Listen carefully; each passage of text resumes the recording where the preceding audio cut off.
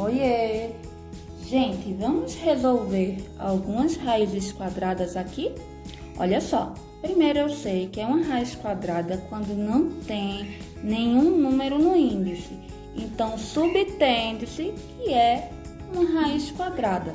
Logo, eu tenho que imaginar, para ser mais rápido, claro, um número que multiplicado por ele mesmo dê 64.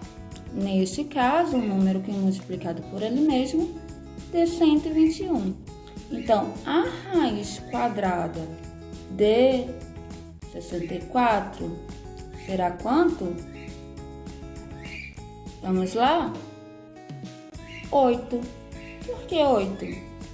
Porque 8 vezes 8 dá 64, certo? Então, raiz quadrada de 64 igual a 8. Outra coisa, pessoal, um número que é mais alto, a gente pode primeiro pensar o seguinte, por exemplo, raiz quadrada de 100 quanto é? 10, não é isso? Porque 10 vezes 10 é 100. Bom, então, como é que a gente pode fazer? A gente pode pensar no próximo número. Quem vem depois do 10? Não, 11. Então, a gente pode fazer o seguinte. Vamos ver se, de fato, 11 vezes 11 dá 121. Olha só. 1 vezes 1, 1. 1 vezes 1, 1. 1 vezes 1, 1. E 1 vezes 1, 1. Fazendo a sominha. 1, 2, 1. Logo, a raiz quadrada de 121 é 11. Então, é interessante que a gente pratique multiplicações, que aí as raízes quadradas ficam mais fáceis. Olha nesse caso, que expressão bem simples. Parece difícil, não é? Porque está lidando com raiz quadrada, mas qual a raiz quadrada de 36? Um número que multiplicado por ele mesmo dá 36. 5 vezes 5, 25. Não é? 6 vezes 6, 36. Então, de fato, é o 6. Bora lá? Mas qual é a raiz quadrada de 16? 3 vezes 3, 9. 4 vezes 4, 16. Então, é o 4. 6 mais 4, 10. Olha como foi fácil.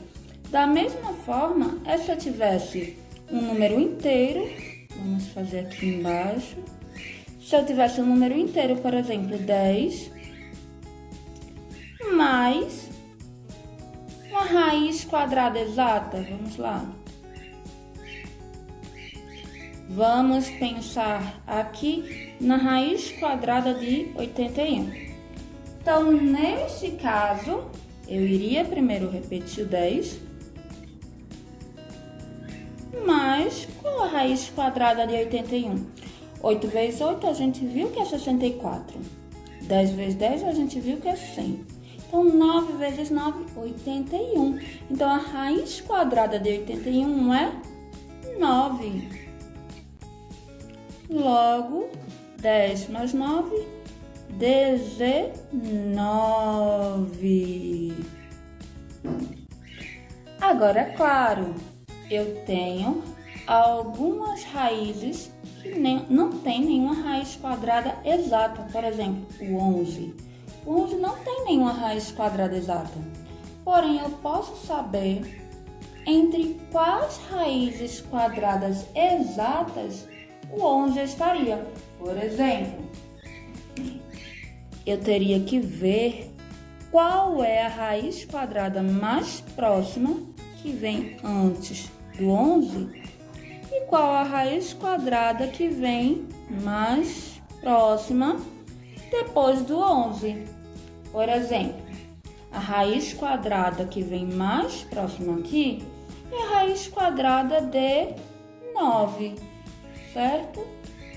Se alguém falou 10, lembre-se, 10 não tem raiz quadrada exata também.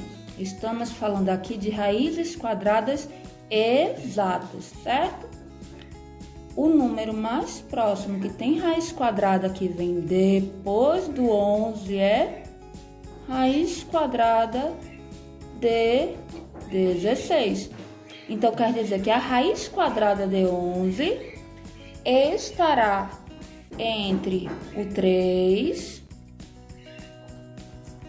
e o 4. Oxe, professora, por que 3 e 4? Porque a raiz quadrada de 9 é 3.